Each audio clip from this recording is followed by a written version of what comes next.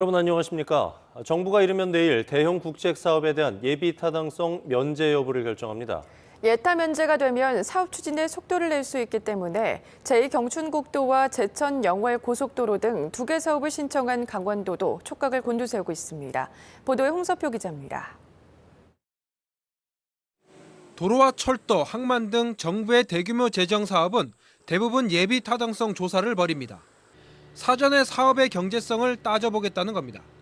하지만 수도권을 제외한 지역은 인구 밀집도 등이 낮아 예타를 통과하기가 쉽지 않습니다. 이런 문제를 해결하고 낙후 지역 개발과 지역 균형 발전 등을 꾀하기 위한 방법이 바로 예타 면제입니다. 정부가 선정하게 될 예비 타당성 조사 면제 사업에 강원도는 제2경춘국도와 제천 영월 고속도로 등 2개 사업을 신청했습니다.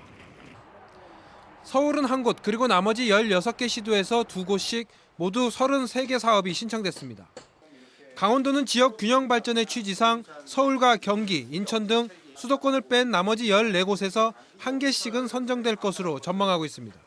2개를 올렸는데 하여튼 최대한 강원도에서 제출한 예타 면제 사업이 반영될 수 있도록 도에서는 최선의 노력을 다하고 있습니다.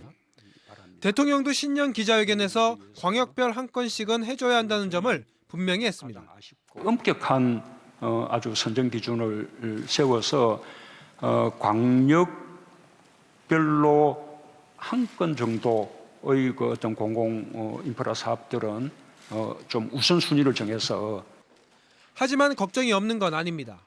정부가 사업 타당성에 대해 어떻게 판단할지, 대통령이 말한 광역의 의미가 광역시도인지 더 큰 권역의 개념인지도 확실치 않습니다.